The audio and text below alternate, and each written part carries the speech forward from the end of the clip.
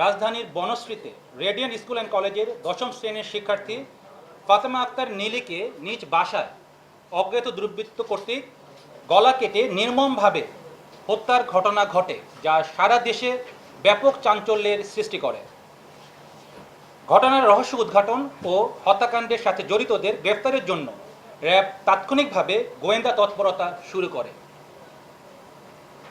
CCTV footage বিশ্লেষণ করে আমরা যেটা দেখতে পাই যে হোটেল কর্মচারী মোহাম্মদ মিলন মল্লিক ঘটনার দিন 1336 ঘটিকায় ভিকটিমের বাসায় প্রবেশ করেন এবং খাবার নিয়ে 1341 ঘটিকায় ভিকটিমের বোন শোভার সাথে একত্রেই বাসা হতে বের হয়ে যান।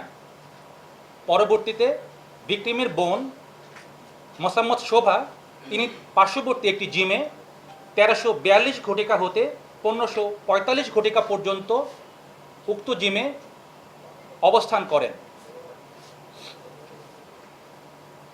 এবং উক্ত সময় ধৃত আসামি মোহাম্মদ মিলন মল্লিক পুনরায় দুপুর 1425 ঘটিকায় ভিকটিমের বাসায় প্রবেশ করেন এবং 20 মিনিট যাবৎ উক্ত বাসায় থাকেন এবং 1445 ঘটিকায় তিনি বাসা হতে বের হয়ে আসেন। গোয়েন্দা সূত্র মারফত এবং তথ্য প্রযুক্তির সহায়তায় র্যাব সন্দিগ্ধ পলাতক আসামির মোহাম্মদ মিলন মল্লিককে বাঘেরহাট এলাকায় নিশ্চিত করেন।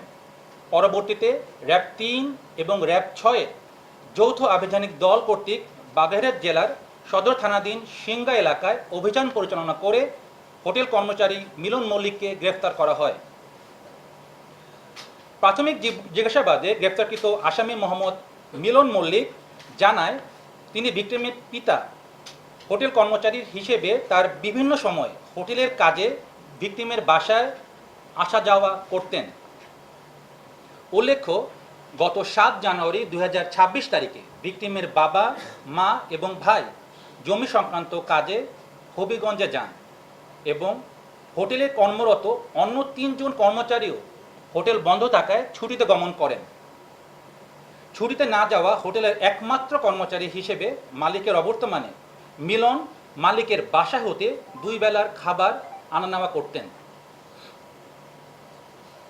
এখানে উল্লেখ্য, বেশ কিছুদিন ধরেই মিলন ভিকটিমকে অনৈতিক প্রস্তাব দিয়ে আসছিলেন। ঘটনার পূর্ব রাতে আসামি ভিকটিমের বাসায় যখন তিনি খাবার আনতে যান, তখন পুনরায় ভিকটিমকে অনৈতিক প্রস্তাব প্রদান করেন। ভিকটিম আসামির প্রস্তাবে রাজি না হয়ে তাকে গালিগালাজ করেন এবং আসামি ভিকটিমের রূঢ় আচরণে ক্ষিপ্ত হয়ে পরদিন তার বিরুদ্ধে একটা প্রতিশোধের সিদ্ধান্ত গ্রহণ করেন। ঘটনার দিন ভিকটিমের বড় বোন যখন জিমের উদ্দেশ্যে বের হয়ে যান, আসামির পূর্ব পরিকল্পনা অনুযায়ী পূর্ব থেকে সংগৃহীত নাইলনের দড়িসহ ভিকটিমের বাসায় পুনরায় যান। প্রথমবার উনি খাবার আনার জন্য যান এবং তার বোনের সাথেই বের হয়ে আসেন, বড় বোনের সাথে বের হয়ে আসেন সবার সাথে, এবং পরবর্তীতে পুনরায় তিনি তার বাসায় যান এবং অনৈতিক প্রস্তাবের ব্যাপারে আবার তাকে জানান। আসামির অনৈতিক প্রস্তাবে রাজি না হওয়ায় ভিকটিমকে এক পর্যায়ে ধস্তাধস্তির এক পর্যায়ে তাকে পিছন থেকে লাইলনের দড়ি দিয়ে তার গলায় শ্বাসরোধ করে তাকে হত্যা করার চেষ্টা করেন। পরবর্তীতে ভিকটিমের চিৎকার চেঁচামেচির লোক সমাগম হওয়ার ভয়ে রান্নাঘরে থাকা বটি দিয়ে আসামি ভিকটিম গলা কেটে হত্যা করেন। হত্যাকাণ্ডের পর ঘটনাস্থল হতে দ্রুত তিনি পালিয়ে যান এবং যাওয়ার পূর্বে বাসার বিভিন্ন আসবাবপত্র তল্লাশি করে নগদ অর্থ নিয়ে যান।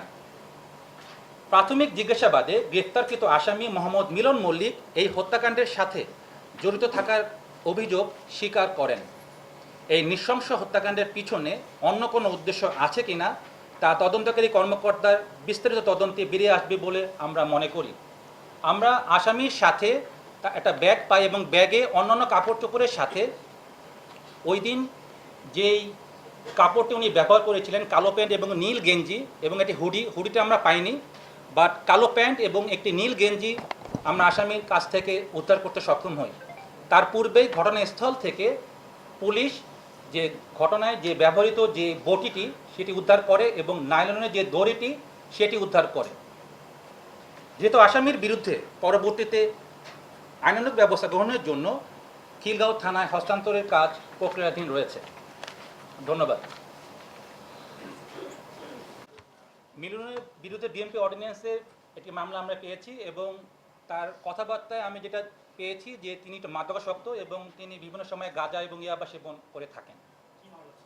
এটা অর্ডিন্যান্স অ্যাক্টের মামলা।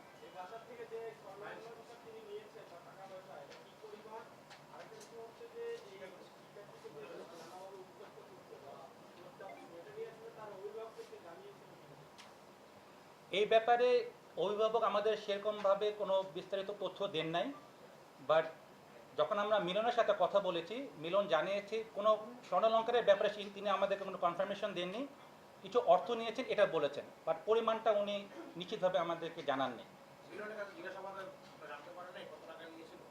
এটা উনি স্পষ্ট করে বলছে না। যে অভিযোগটা এসছে পরিবারের পক্ষ থেকে সেই পরিমাণ অর্থ উনি নেন নাই ওনার ভাষ্যমতে। উনি বিভিন্ন জায়গায় ওনার মা বা ওনার ভাই যারা যারা মগবাজার এলাকায় থাকে তাদের কাছে না দিয়ে ওনার দেশের বাড়ি বাগেরহাটে তার যে মামাতো বোনের যে দুলাভাই তার বাসায় অবস্থান নেওয়ার চেষ্টা করেছিলেন।